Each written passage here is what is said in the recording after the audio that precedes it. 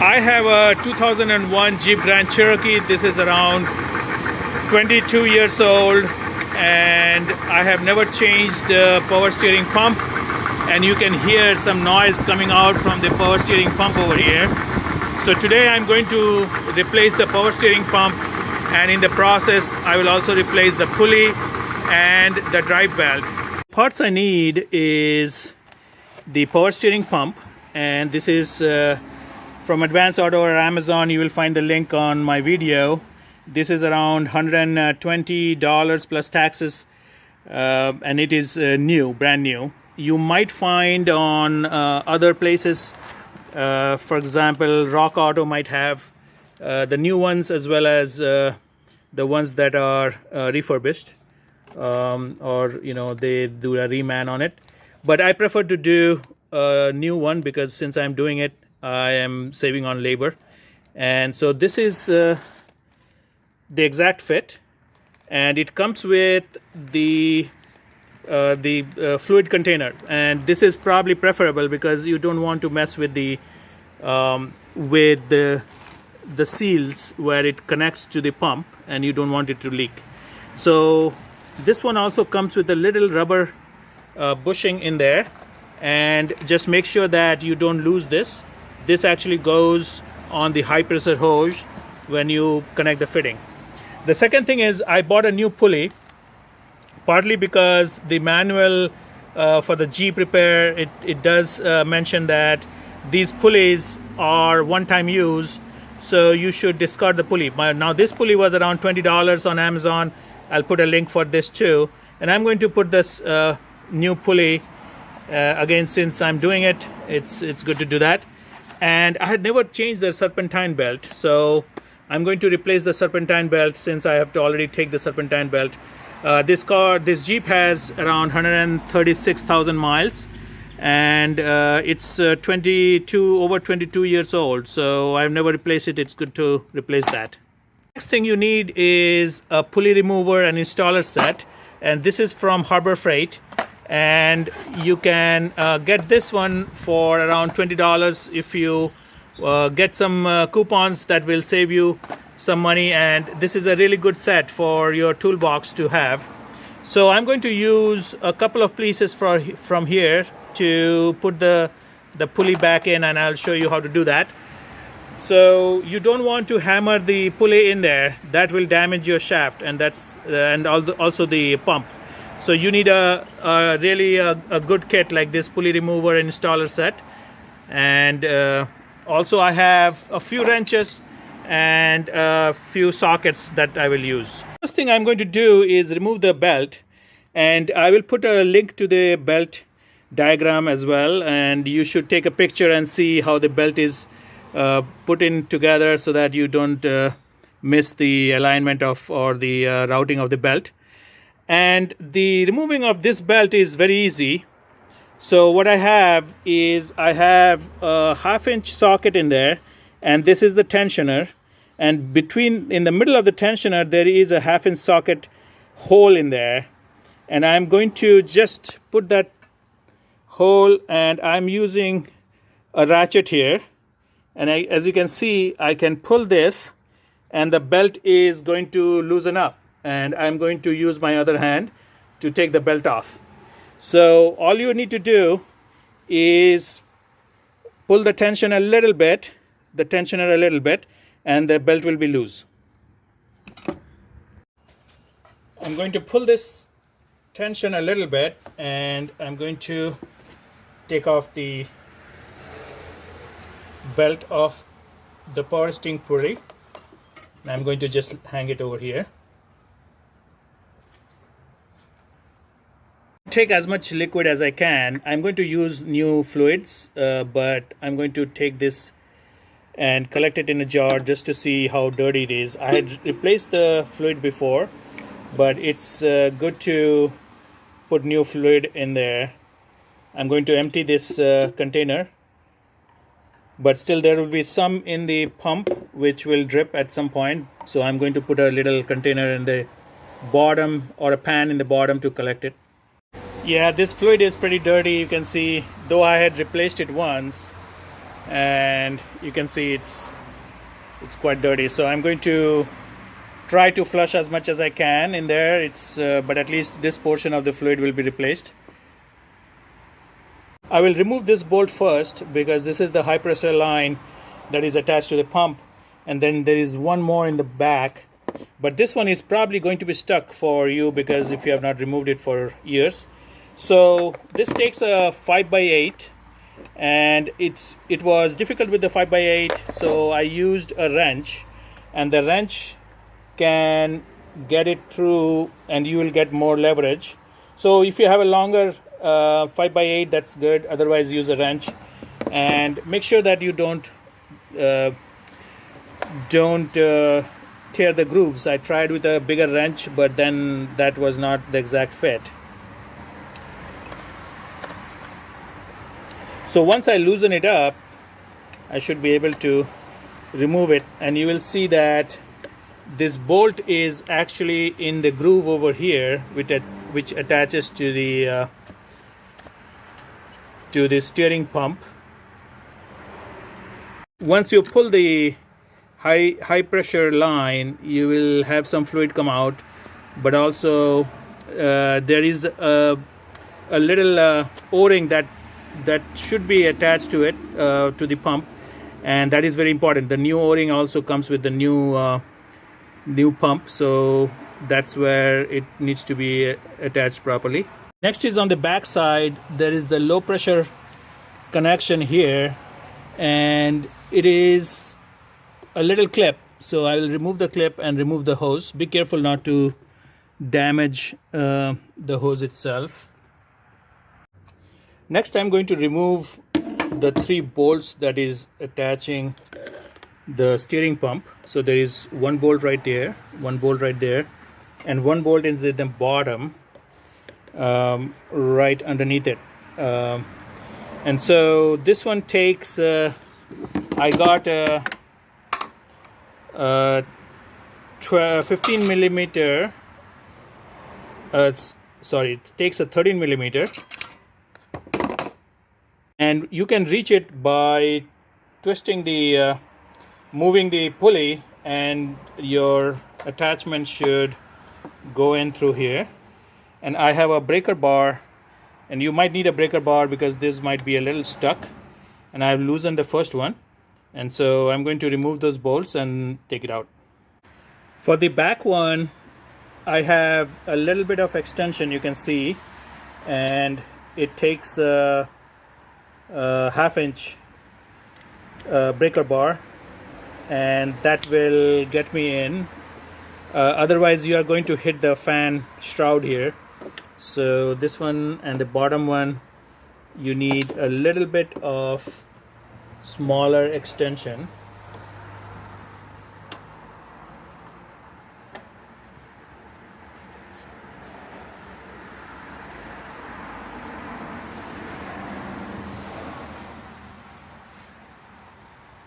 And I have a long breaker bar that will help you a lot to get these bolts out. The third bolt is underneath, and you can feel it with your fingers first. It is more towards the left side, and it's the same way. You can use the breaker bar to release it. And once you have the bolts a little, once you get the bolts loose, you can use your ratchet where you can remove these bolts. But remember that these bolts are going to come out from the bottom or towards the back, and so you need to have a different set of you probably can remove the extensions as it gets closer out through the pulley. And if you have an angled socket, that will help also, because you will hit the fan shroud here, plastic. So you can see I am able to angle it outwards, and it will give me more space to take the bolt out.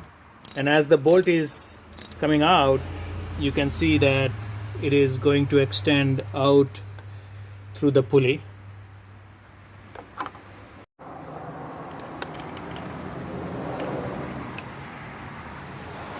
So this is the first one. I'm going to remove the other two also.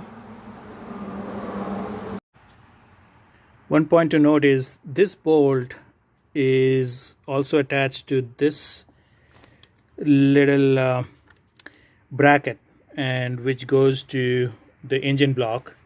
So this bolt, even if it gets detached from the back, you still need to remove it all the way from this bracket. So once I have it removed, it is easier to get to the return hose, because this return hose has been there for 22 years and it's pretty much kind of glued in onto that plastic. And I'm going to use a small flathead screwdriver to loosen it up without damaging the hose. And so I'm going to take my time and get this hose out. To put the pulley in, I'm going to take this small piece, but they have multiple pieces, and this one looks like similar, but the thread is different. So this one is the one that fits, and I'm going to put this in there with the longer size into the groove, so it fits pretty well.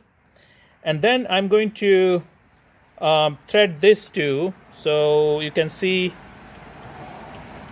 I have taken these two pieces, and this is the one actually that will move the pulley in and out.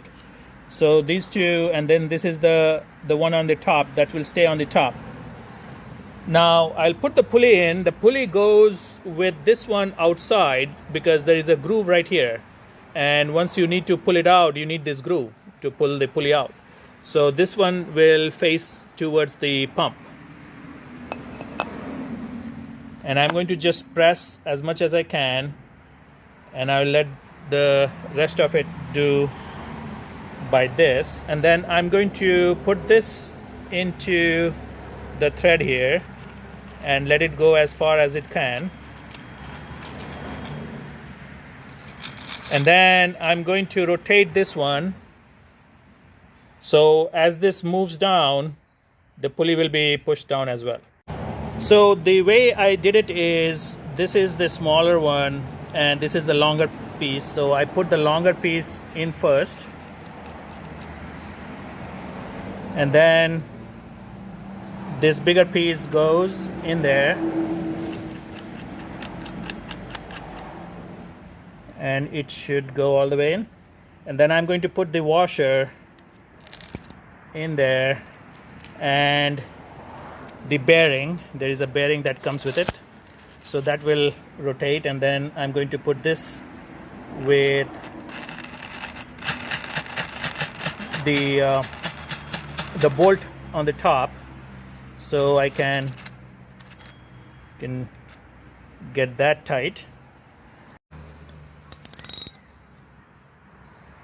So it gets harder, but you can see I'm holding the base over here with a wrench, adjustable wrench, and then I'm going to rotate this, and I can feel the pressure. It's going to push the pulley back into the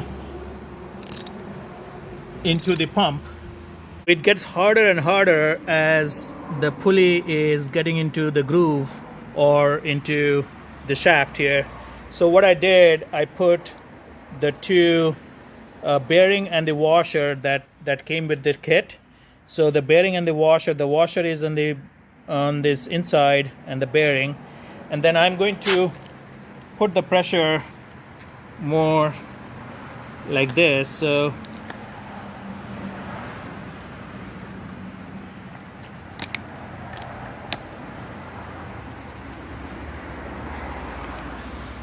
it might be better to put this in a vise, but what I'm doing is I'm going to leave the plastic on the top, so the metal is on the bottom, and that way you can get a little leverage than doing it upright. One thing to point out is the shaft from the pump should be flush with the pulley. So you can see, just like this, the shaft is flush with the pulley. So I have a little bit to go. Otherwise your belt will be squeaking because it's not aligned properly. So there are some instructions in the manual about moving it, maybe 0.5 inches out or in, based on how the pulley belt, the serpentine belt, is squeaking or not. So putting it back in is just the opposite of it. So I'm going to align it within the groove. But before I do that, I'm going to put the back return hose. I'll take the cap off. The return hose went in pretty easy, and I'm going to get the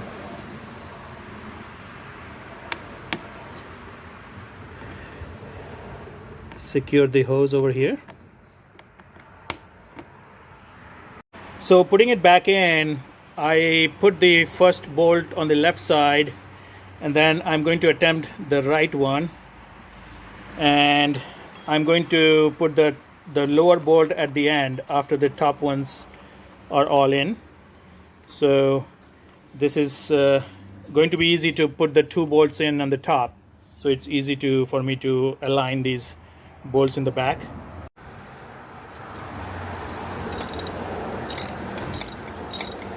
So next is you need to put in the pressure connection here. So I'm taking this one off, which is a cap that came with it. And remember, there is a little rubber seal over here that needs to be replaced. You can't put it back in. That will not seal it properly. I'm going to take this seal off, and you can use a pick or even cut it out if you need to.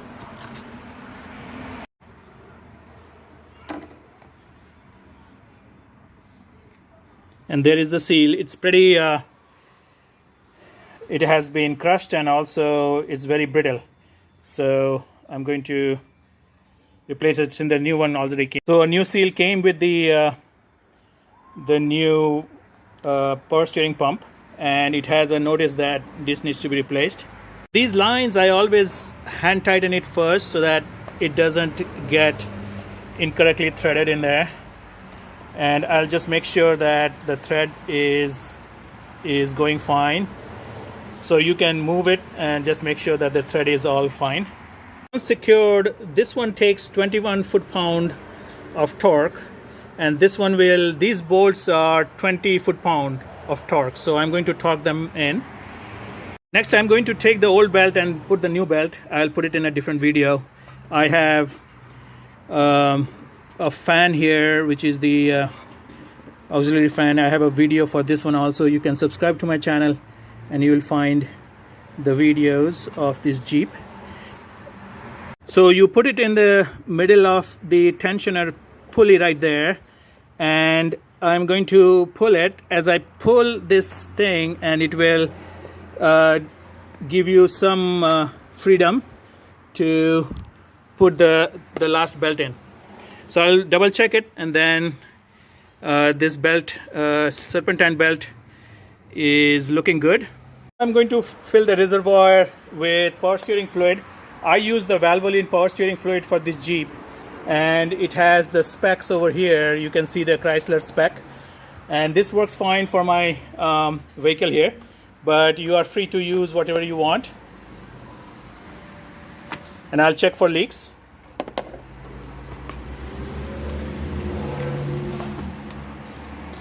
It will take the quart and probably a little bit more, so I have to probably get some more.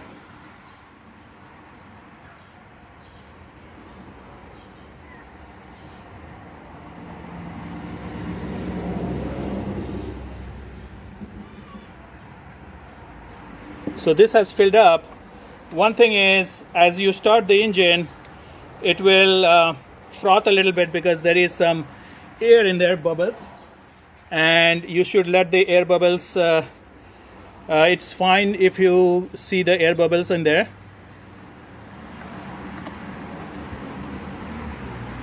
Started the engine, and I have to rotate the tires a little bit so you can see the air bubbles.